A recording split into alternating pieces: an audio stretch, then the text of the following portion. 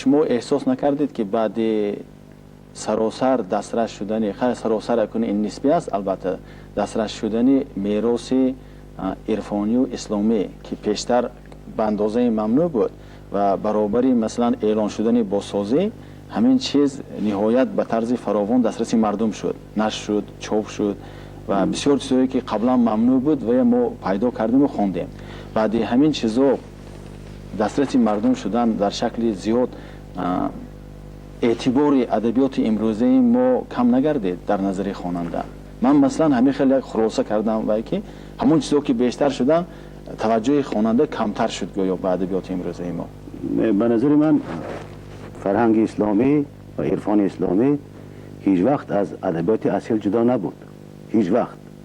و اونم که بیشتر باز انتشار شد، به نظر من با ادبیات اصیل هزار ساله ما باز درهای زیاد رو باز کرد، زیرا ادبیات عرفانی را هر قدر بیشتر دانید اونقدر بیشتر آثار مولوی، عطار، سنایی و حافظ و سعدی و دیگرها را و تا امروز تا اقبال لاهوری و کنه جوهری اثرهای آنها خوبتر میرسید.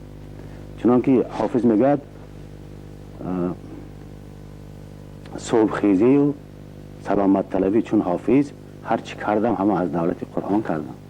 یعنی ایجادات حافظ از قرآن آب میخورد و هر یک بیت و مصرعش اشاره تلمیح به قرآن دارد، یا مثنوی مولوی یا دیوان شمس، اینا همه تکیه بر قرآن فرهنگ اسلامی دارند. بنابراین خیال میکنم این با ادبیات اصیل هیچ ضرر نمی آورد و اگر مردم دانسته آگاهانه بخوانند بیشتر به ادبیات کلاسیکی ما محبت ظاهر میکنند و بیشتر میفهمند، چون که همون دوری هایی که در بین ایجاد شده بود همین ادبیات عرفانی که چاپ شد نزدیک کرد مردم به ادبیات. فقط مردم شاید یک طرفه گاه ها خواندن، فقط ادبیات اسلامی را خواندن و با ادبیات با شعر کلاسیکی مقایسه نکردن. یعنی مضمون ها از کجا شروع شدن و در کدام شکل در شعر آمدن، یا اصل بیت حافظ در اصل مثلا در قرآن در یک کتاب دینی چطور بوده است که بعد انعکاسش تجلیش در شعر حافظ چطور آمده است، اینو باید بیاموزن. به نظر من دیگر اینها استثنا نمیکنن. من قبل از همین صحبتی که بین ما حاضر برگزار شده ایستاده است، کتاب شما رو با دقت چک کردم، صحیفه گرداندم و در همونجا واخوردم که بیشتر تشبیه های فضا، کیهان، سیاره، همین چیزا میخورند، زیادتر میخورند و خود به خود اندیشه کردم که سبب چی باشد که دیدی شما بیشتر به آن طرف به بالا. شاید همین وسعت فکر در این زمین چی میکند؟ تنگی میکند. چون که یک بیت باز هم اقبال را به خاطر آوردن ممکن است که آنچه در عالم نگنجد آدم است، آنچه در آدم بگنجد عالم است. انسان از روی بازم میگم یک دو بیتی، یک ربایی مولوی که میگه از ماه گرفته تا به ماهی ماییم، گنجینه اسرار الهی ماییم.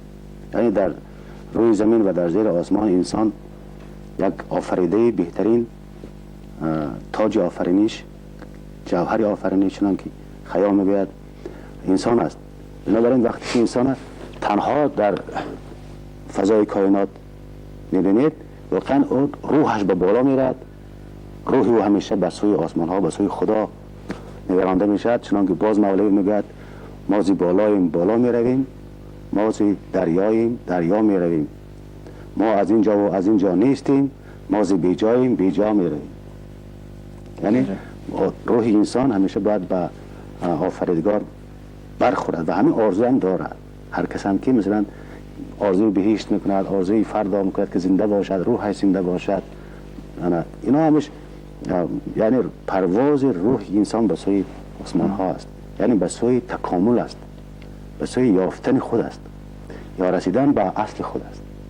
این اشاره ها مثلا در شعر من راست شگم از اون اشعار مولوی و از اینها میاد. اونجا آب میخوره. به هر حال یک پیوند رابطه هست. تاثیر زیادی هست از ما که خب شاید تاثیر خیلی خیره هم باشد، چون که ما حال هنوز آماده نیستیم، ما مکمل نیستیم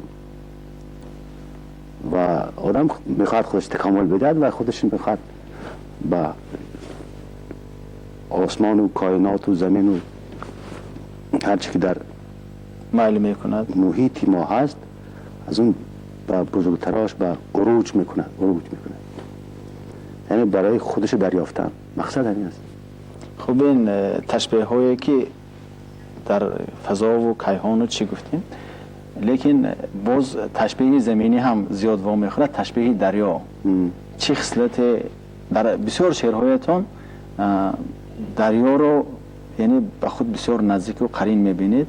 چه خصلتی در همین نهاد دریا پیدا کردید که به شما قرابت و نزدیکی دارد؟ خب دریا بازم همون نکته که حاضر گفتیم، دریا همیشه خودش پاک میکند، دریا همیشه خودش در حرکت جاودانی خودش مطهر میکند، یعنی پاکیزه میکند.